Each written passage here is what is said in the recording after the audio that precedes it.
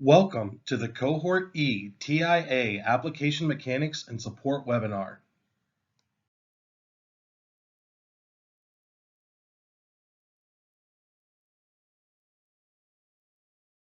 This presentation's objectives are 1. To build a strong understanding of the content and purpose behind the TIA Cohort E application. 2. To gain familiarity and practice with using the built-in features of the application. And 3. To understand and be able to navigate the application efficiently.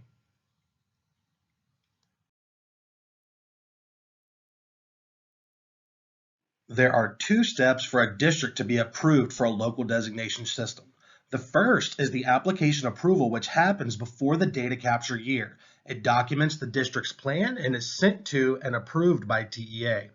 The second is the system approval, which occurs after the data capture year once the district has submitted their teacher effectiveness data to Texas Tech University. TEA will review the results of the data and issue the final system approval. Let's take a look at the application and approval timeline. For districts in Cohort E, they will spend the 21-22 school year designing their systems and applying for TIA. The Step 1 system applications are due April 15, 2022. If approved, Cohort E will submit their system based on Step 1 application in 22-23. After the data capture year, districts will review their data and propose designations and send the list of their proposed designations in their teacher effectiveness data to Texas Tech University in the fall of 2023. Based on the outcomes of the data, districts will receive final system approval or denial in February of 2024. After a district has been approved, they may send in new or higher designations each year along with their teacher effectiveness data to Texas Tech University. Please note that all districts can make proactive changes to expansions and spending modifications each year. The agenda for this webinar is: first, we're going to go over a general applications overview. Second, we're going to go through the purpose and highlights by each tab of the Cohort E system application. And then lastly, we will be covering application mechanics.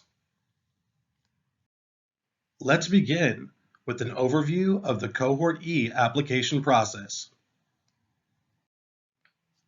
The application is a reflection of the district's local designation system. It's important to build this system first.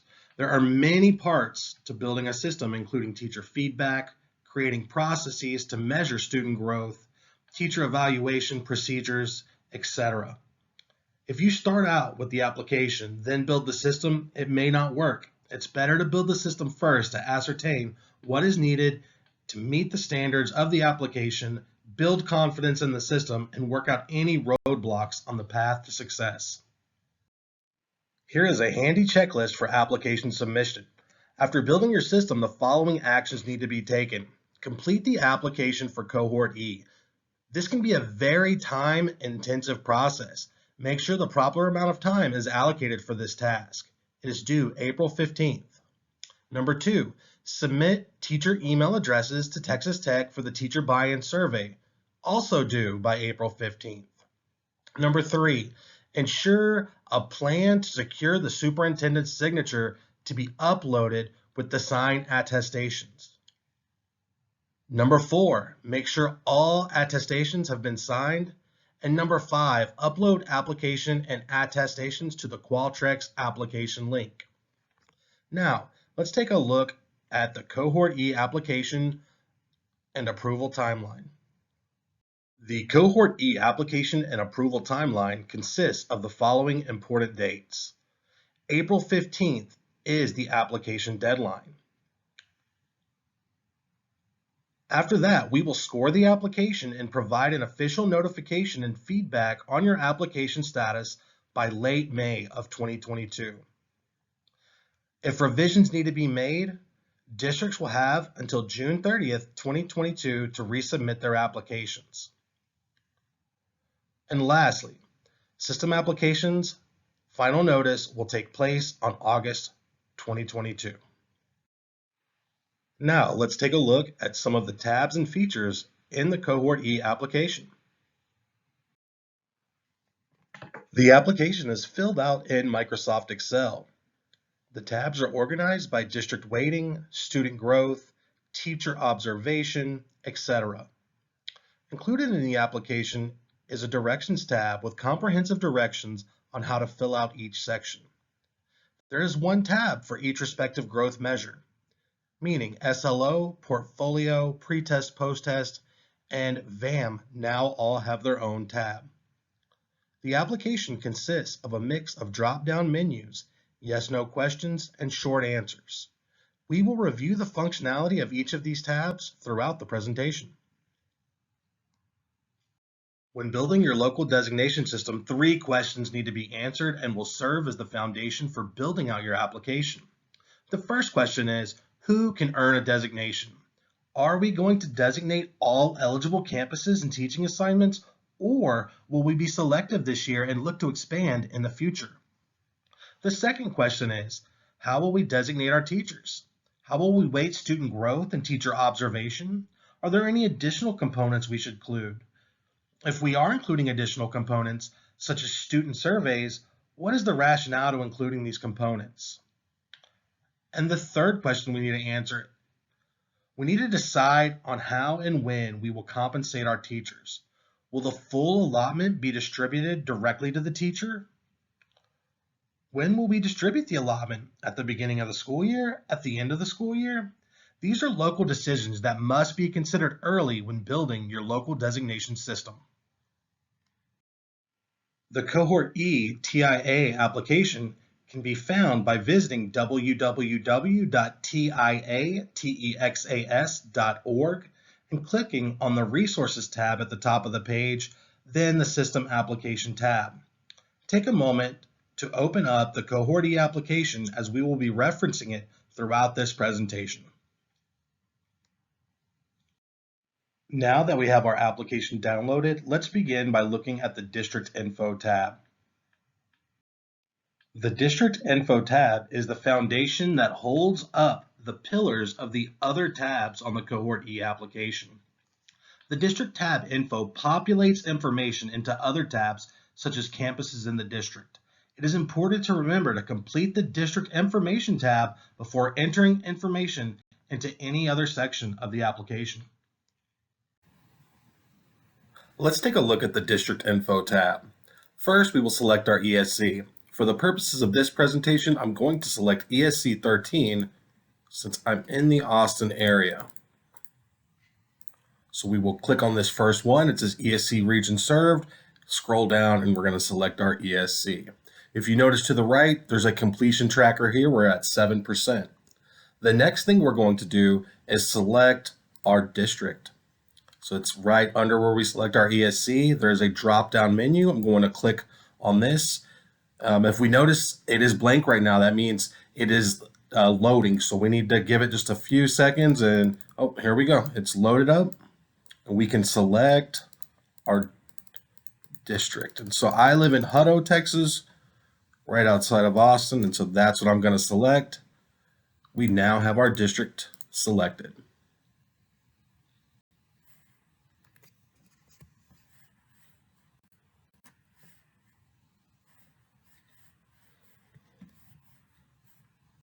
Now that we have discussed the District Info tab, let's take a look at the Weighting tab. The Weighting tab is instrumental in providing details on the who and what is being measured in your district's local designation system. It provides a clear framework for your district system and organizes eligible teachers into eligible teaching assignments listed as categories on the application. For instance, your district may want to involve teaching assignments with a STAR progress measure, such as 4th through 8th grade math in a teacher category using the beginning of the year district created assessment and the end of the year STAR to determine student growth.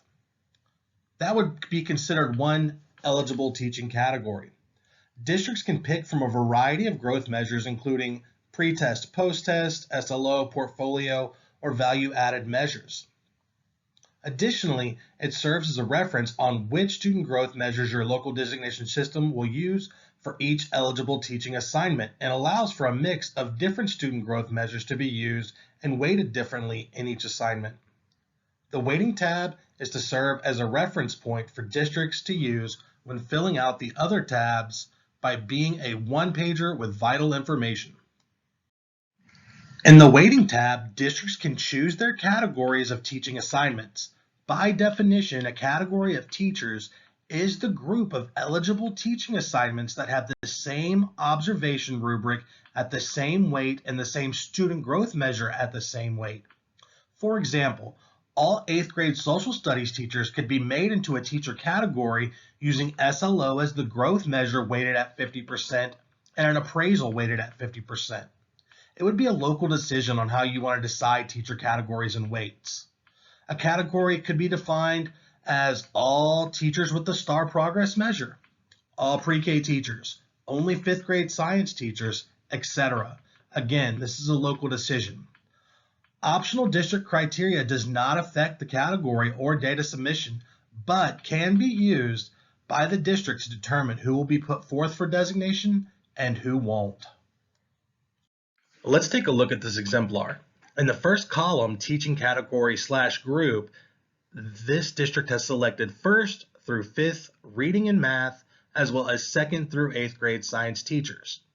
Although these subjects may be unrelated, they are considered the same teaching category because they use the same teacher observation rubric, weighted at 60%, and the same third-party assessment and growth targets. In this case, the MAP assessment, with the student growth measure weighted at 40%. If the district wanted to use a different assessment for, say, 8th grade science, then they would have to be included in a different teaching category.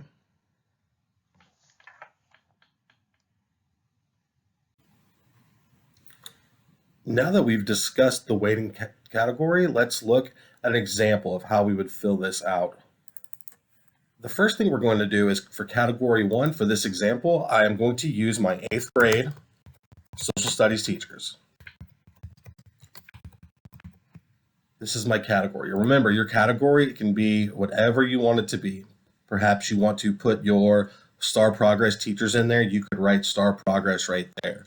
The next thing I'm going to do is select the rubric we're using for teacher observation. So our teacher observation rubric is T-test for this particular district, and we are going to weight it at 50%. So I'm going to scroll down until I hit 50%, and there it is. Now, the growth measure we're going to use to determine teacher effectiveness is the pre-test, post-test. If you can see, there's multiple options right here: SLO, portfolio, value-added measure, pre and post-test. I'm going to select pre and post-test, and for the weight, it's going to be 50%. I am not going to use any optional components for this example, but if you wanted to use optional components, just a family survey, you would put it in there. And let's say you wanted to weight that at 10%. If you notice to the right, it is over 110%, so we need to go back and we would need to make an adjustment. And that is how you fill out the categories on the weighting tab. After completing the weighting tab, we will move on to the teacher observation tab. The teacher observation tab gives applicants a blueprint for teacher observations in the district for the purposes of TIA. What is the purpose of the teacher observation tab?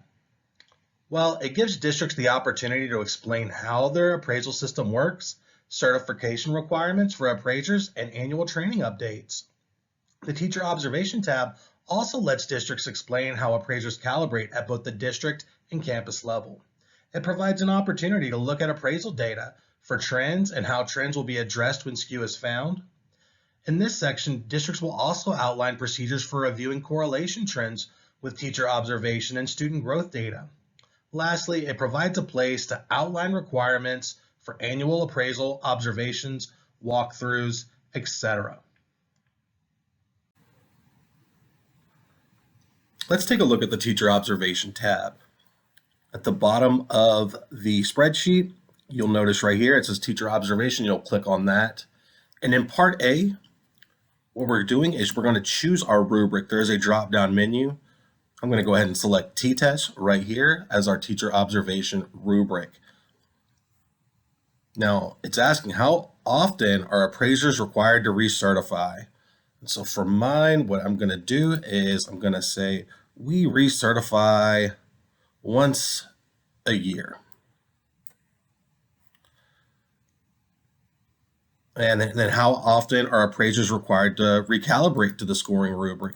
And so for this one, I'm going to say we do it twice a year.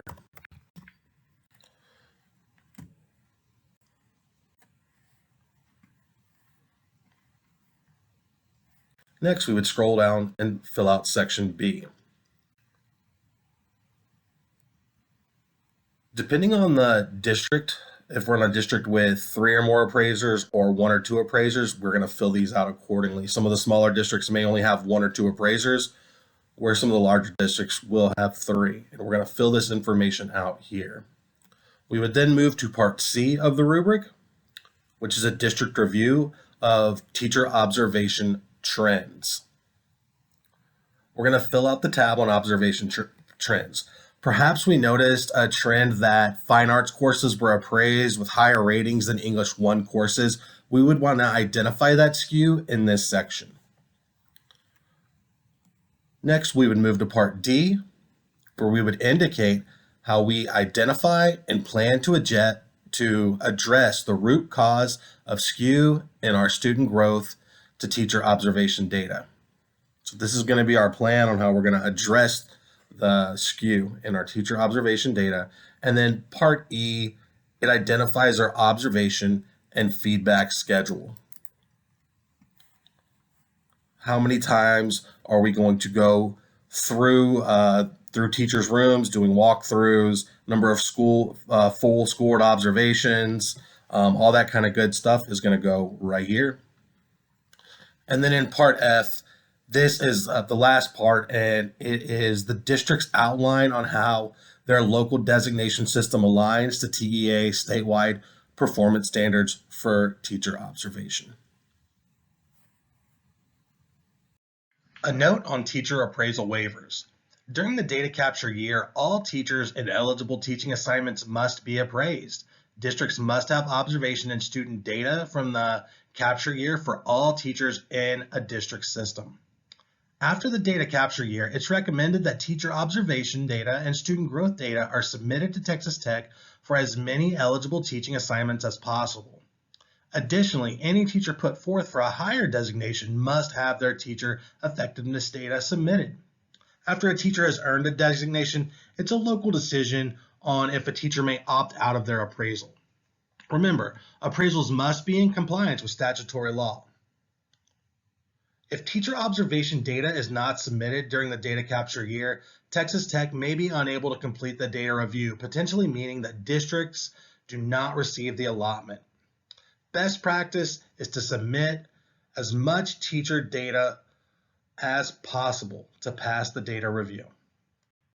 Now we can move on to the Student Growth tab. It is recommended that you look back and review the Weighting tab as it provides a roadmap to filling out the Student Growth tab. Why are we required to fill out the Student Growth tab? Well, this is an integral part of the TIA application process. Not only does it ensure that the growth measure aligns to the content of the course, but it also verifies how the growth measure will be used to set individual growth targets. Additionally, these tabs allow districts to work out details when it comes to validity of administration, scoring procedures, training, and security measures. There are 4 student growth tabs, one for each of the following options: portfolios, pre-test, post-test, student learning objectives or SLOs, and value-added models or VAM. Portfolios are great for performance-based classes as they catalog artifacts from each student which are used to measure growth. For instance, a choir class may have artifacts such as recordings of performances, sheet music written by a student, or a large summative project given at the end of the year. Another popular option is the pre-test, post-test, which is given at the beginning and end of the school year. Your district may want to include student learning objectives as a growth measure. And if you're interested in learning more about Student learning objectives, please visit texasslo.org. The last option for student growth measures is VAM, or value-added models. It measures student growth by comparing a student's entering achievement, which is based on their prior performance across multiple years and subjects, with their actual achievement on a current assessment. Districts will need to decide which student growth measure to use for each of their teacher categories. Now let's take a look at the pre-test, post-test tab. As stated earlier in the presentation, each student growth measure now has their own tab for Cohort E application. The one we are filling out is going to be for pre-test, post-test because we selected 8th grade social studies earlier on our weighting tab, right here, 8th grade social studies with a pre and post test. Now, if we go over to our pre-post test, we're going to see that 8th grade social studies has been filled in right here. I do want to make note is if we click on another tab, you're going to see it cross through on all of the questions. The reason being is because on our weighting tab, we did not select those. So if we notice the portfolios, they've all been crossed out. We go back to weighting. If we select portfolios and we go back, it's no longer crossed out. So if you see it crossed out, it may be because we didn't click on the appropriate box in the weighting tab. I'm going to go ahead and unclick portfolios for this example, and we're going to go back to our pre-test, post-test tab. So in 8th grade social studies, the pre-test we are going to use is going to be a district-created pre-test. This is what we're going to do to try to figure out our student growth measure. Now, who's going to set the student growth measure? It's going to be, we're going to use the STAR progress measure on this one since it is a STAR tested subject. If it wasn't, you might want to have the district set the growth measure or even a third party. And then the post-test we are going to use is going to be end of the year STAR. So there we go, that's filled out. And an additional note, if you did want to use another assessment in here, like say a STAR release test at the beginning of the year, that would be totally acceptable as well. It really is a local decision on how much testing you would like to do at the beginning of the year to get that data. Now we would scroll down to Part B. Part B is really great now because it fills in the area. So we know we are using option 4 with the district created end of the year STAR result. And we can, for the most part, we can kind of not look at these other boxes right now. We would go through and we would answer these questions. The first question being, what protocols and training does the district provide to teachers to ensure valid administration of the district created pre-test? And you would go ahead and you would populate your answers right here. Perhaps you would want to put something in like we have security training twice a year. Things like that are going to go in this section. Now that we understand the Student Growth tab, let's direct our attention to the System Development tab. The purpose of the System Development tab is to explain the process used in developing the local teacher designation system. Additionally, it is a place to explain and give examples of stakeholder engagement, how your district used feedback from stakeholders, and to explain your communications plan. Stakeholder engagement is vital to building a functioning local designation system. With the newness of TIA and so many moving parts, it is important to factor in feedback from stakeholders on how to measure teacher effectiveness. Teachers need to feel involved in the process, and if we get it right, we will retain our most effective teachers, be able to recruit effective teachers, give our students the best possible teachers, and we'll have normed and informed appraisers. Remember, this is a big shift, and engaging stakeholders will increase buy-in and investment by teachers in the system. Parts of system development include surveys. Survey number 1 is the teacher buy-in survey and is required with the system application with the hard due date of April 15th. The application is not complete until those surveys are sent in for teachers. Instructions for the teacher buy-in survey can be found on the TIA Texas.org website. All teachers are expected to complete this survey. Survey 2 is recommended to be done after the data capture year. It is measuring teacher perception of the fairness of the appraisal process. It will inform the district on flaws in the system. All eligible teachers will need to complete this survey. Survey 3 is the annual TIA evaluation survey. This is a required survey when designations are approved and used to evaluate and improve the local designation system. The data from this survey is useful to see if districts are retaining teachers and recruiting new teachers. This survey is to be completed annually in April or May, starting in 2024 for Cohort E districts. Districts do have the option of having everyone do the survey or have only people associated with TIA complete it. Next, we come to the spending tab. The purpose of the spending tab is to ensure compliance with statute and the 90-10 rule. The 90-10 rule states that 90% of the teacher incentive allotment must go to teachers in an eligible teaching position. With the 10% remainder, districts can use those funds only in support of TIA. Districts may consider paying for assessments, professional development, or any other resources with that 10% as long as it goes to support their local designation system. There are also sections in this part of the application where districts explain their stakeholder engagement regarding the design of the spending plan and to show the district plan for movement of teachers and how this affects allotment payouts. Looking at Part A of the spending tab, districts need to explain how the allotment will be spent and have a clear spending plan for payouts prior to August 31st of each year. In the spending tab, applicants will give a clear description on how they will meet the 90-10 statutory compliance. For the sake of transparency, it is encouraged that the spending be publicly accessible, but it is not required for full statutory readiness. We now come to the District Support tab. The purpose of the District Support tab is to ensure systems are in place to effectively run and maintain a local designation system. This is also where districts outline how they set up for successful data submission during the data capture year. It also gives a forum for the district to explain plans for recruitment, retention, support of new teachers, and the distribution of effective teachers throughout the district. When completing this tab, think through how the following departments will support your local designation system. Human resources, curriculum and instruction, assessment, professional development, payroll, technology, and legal can all play important roles in developing these systems.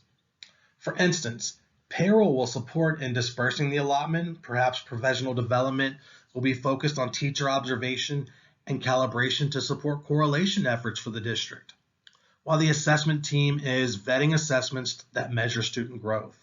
Local designation systems are most successful when district stakeholders are utilized. Now that we have discussed the basics of each of the tabs, let's get into some of the functionality and mechanics of the application. There have been a few changes to the application for Cohort E to make it more user-friendly. Let's take a look at some of these features.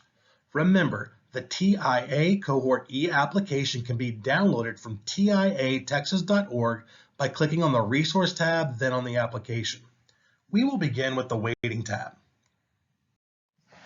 District information is on the first tab and feeds all the other tabs based on the information you input. For instance, when selecting eligible campuses later in the application, you will have a list of only your district's campuses, which makes the application more streamlined. It should be completed first. Select your ESC from the drop-down menu. It may take a few seconds to load the districts. Once districts have loaded, you may select your district. For this example, we are going to select Region 13 as our ESC and Austin ISD for our district. One thing to remember, that the larger the district, the more time it may take for the spreadsheet to process the information. Let's take a look at the District Info tab. First, we will select our ESC. For the purposes of this presentation, I'm going to select ESC 13 since I'm in the Austin area. So we will click on this first one. It says ESC region served. Scroll down and we're going to select our ESC. If you notice to the right, there's a completion tracker here. We're at 7%. The next thing we're going to do is select our district. So it's right under where we select our ESC. There's a drop-down menu. I'm going to click on this. If we notice it is blank right now, that means it is loading. So we need to give it just a few seconds and oh, here we go. It's loaded up. And we can select our district. And so I live in Hutto, Texas, right outside of Austin. And so that's what I'm going to select. We now have our district selected.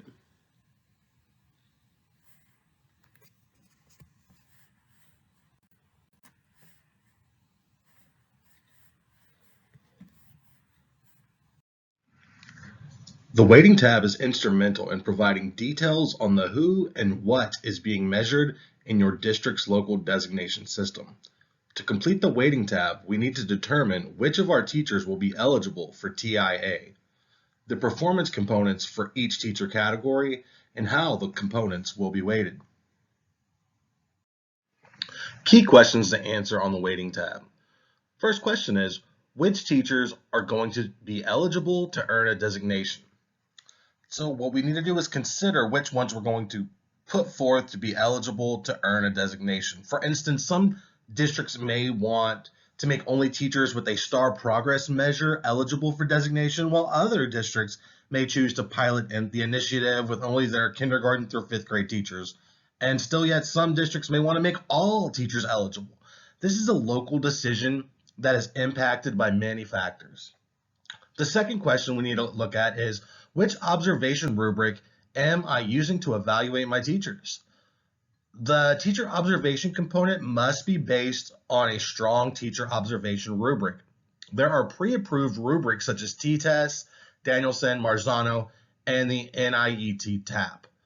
Districts may also use locally developed rubrics as long as they include a proficiency marker aligned to all standards in Chapter 150 and differentiate teacher performance. Please note that all teachers and eligible teaching assignments must have a formal appraisal in the data capture year. The formal appraisal must align to statutory law. Number 3, which student growth measures do I plan to use to evaluate my teachers? This is also a local decision. There are a variety of student growth measures that can be used, like portfolios, pre-test, post-test, student learning objectives, and value-added measures. Let's consider each of these briefly. Portfolios are great for performance-based classes as they catalog artifacts for each student, which are used to measure growth. For instance, a choir class may have artifacts such as recordings of performances, sheet music written by a student, or a large summative project given at the end of the year. Another popular option is the pre-test, post-test, given at the beginning and end of the school year. Your district may want to include student learning objectives or SLOs as a growth measure. If you are interested in learning more about SLOs, please visit texasslo.org. And then the last option for student growth measures is VAM, or value-added models. These measure student growth by comparing students' entering achievement, which is based on their prior performance across multiple years and subjects, with their actual achievement on the current assessment. Consider which of the student growth measures best aligns to your values, resources, and courses. The last question we need to consider is, which other optional components, if any, do I plan to use to evaluate my teachers? This section is not required, but it does give districts the latitude to implement other factors to teacher designation, like student surveys, teacher attendance, etc. In sum, the Weighting tab provides a forum to answer these essential questions for formulating a local teacher designation system. In the Weighting tab, the first thing that needs to be filled out is the description column. This is where you provide a brief description of the eligible teacher group. For instance, it could be STAR progress tested teachers, CTE teachers 9 through 12, special education life skills, or any other teaching category that works best for your local designation system. The next step in completing the weighting tab is to select a teacher observation rubric. To do this, there is a drop-down menu with all the major rubrics, including T-Test, NIET TAP, Marzano, Danielson, or district-created/other options. Once a rubric has been selected, you will fill in the weighting tab of the rubric. In the example on this slide, we can see that the district is choosing to use T-Test and is weighting it at 60% to measure teacher effectiveness. Remember, this is a local decision, and your district may want to weigh student growth more heavily in determining teacher effectiveness, or it may want to weigh the observation rubric more heavily. Again, this is a local decision. Now it is time to choose our student growth measure. This is also a local decision and based on many factors. Some districts are opting to use portfolios, while others may be implementing pre-test, post-test. Once you have clicked on the box to select your student growth measure, you will then weight it accordingly. In the example on this slide, the district has chosen to use Texas SLOs for their teacher category, and it is weighting it at 40% to determine teacher effectiveness. One additional note on the growth measure section is that you may select multiple growth measures. For instance, if the district wanted to also incorporate pre-test, post-test, they would have that option. They could weigh the pre-test, post-test at 20% while also weighing SLOs at 20%.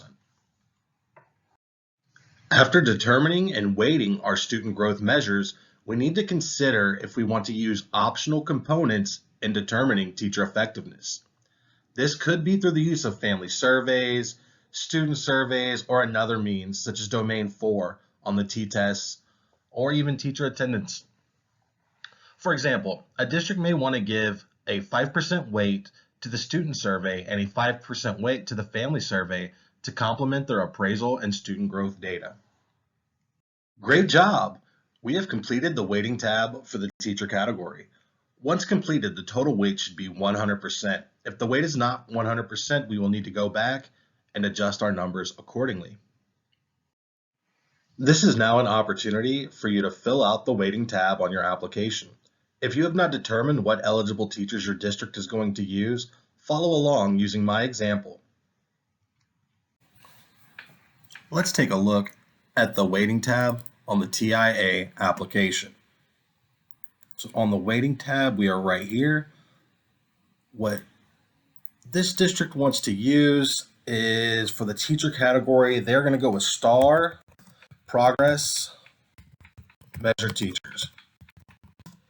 So if they have a STAR progress measure, such as Algebra 1, 7th grade math, they are going to be in this group, all teachers with the STAR progress measure.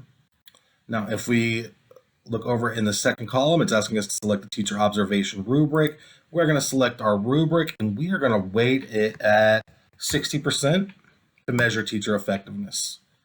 The next thing we need to do is pick our student growth measure, and we're going to pick Texas SLO, and we're going to weigh it at 40%.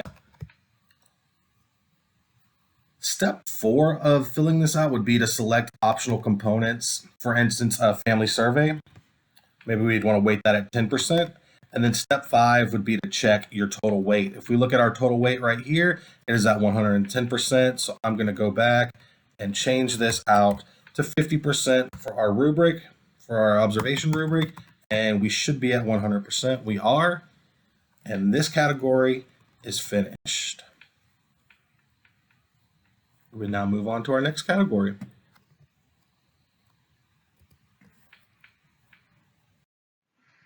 Now let's take a look at our Eligible Teachers tab.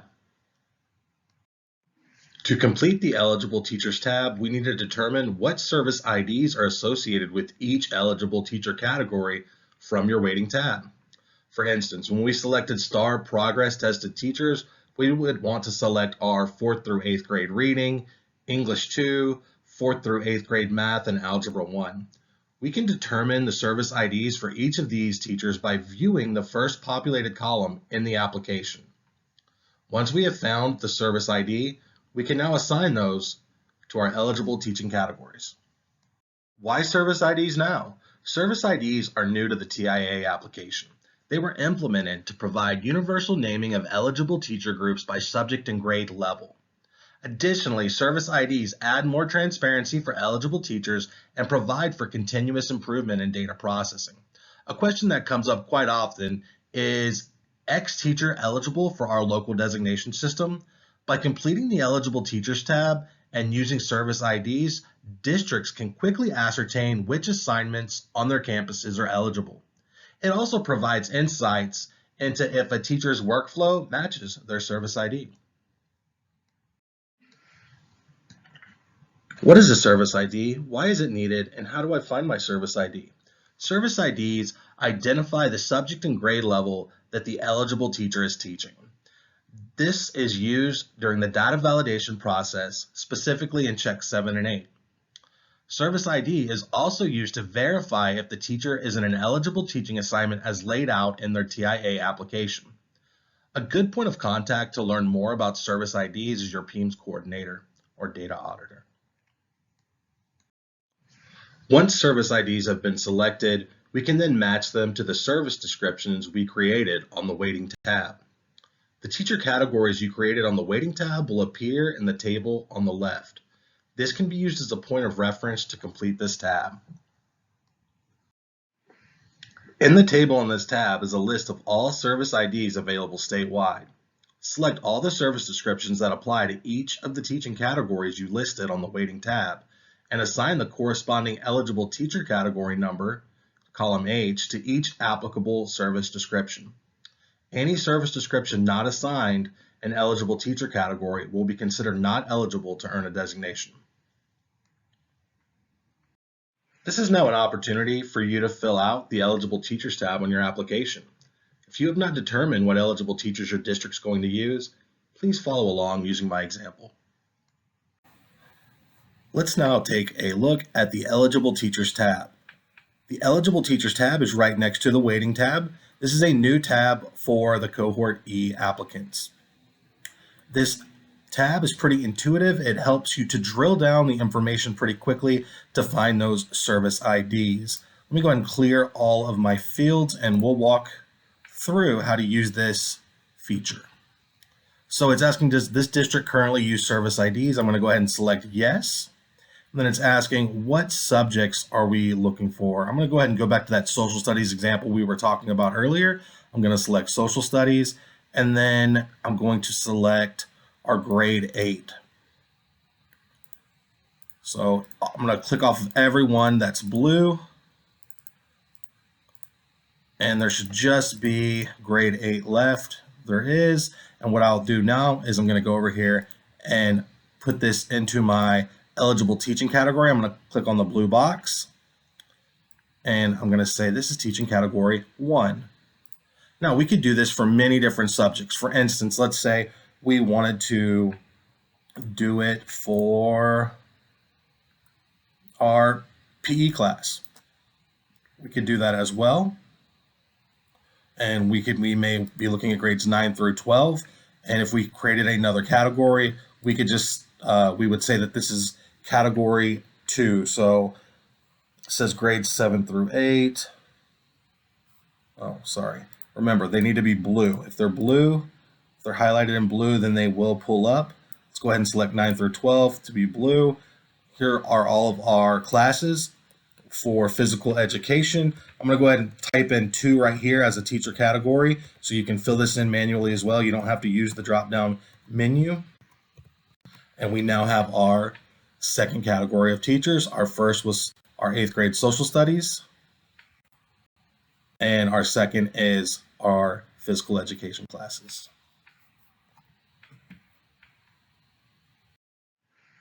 To round out the application functionality in Mechanics webinar, let's take a look at the Eligible Campuses tab.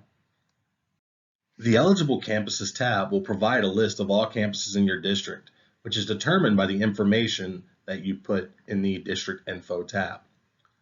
At this stage of the application, districts are determining which campuses are eligible for their local designation system.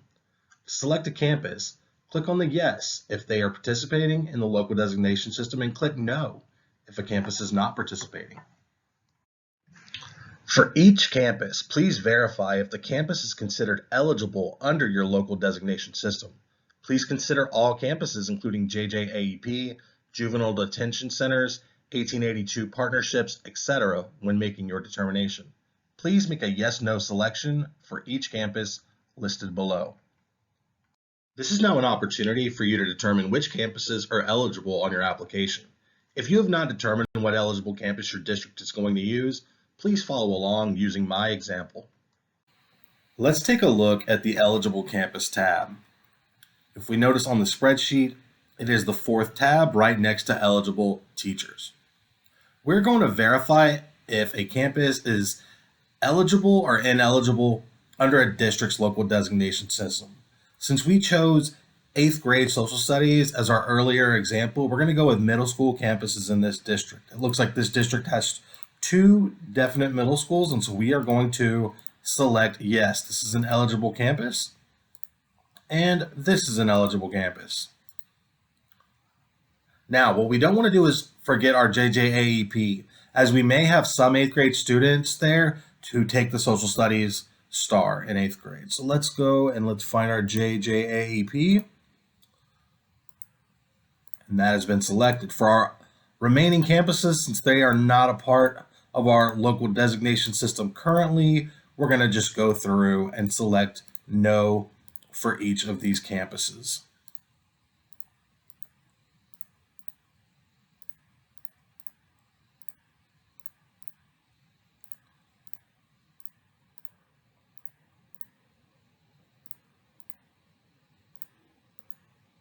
And our last one. All right, we have now filled out our Eligible Campuses tab. Resources. This is a list of helpful resources which can be found on the TIA, TEXAS.org website by clicking on the Resources tab. Once clicking on the Resources tab, you will find a Cohort E readiness checklist, which is a list of success criteria and best practices, the Cohort E rubric to determine full readiness on the system application, exemplar answers for the TIA application. These are sample answers from previously approved systems, and then the TIA planning guide, which is a step-by-step guide on how to stand up your local designation system. Thank you for participating in the Cohort E TIA Application Mechanics and Support webinar. If you have further questions, please reach out to the Teacher Incentive Allotment Team at TIA@tea.texas.gov. Thank you.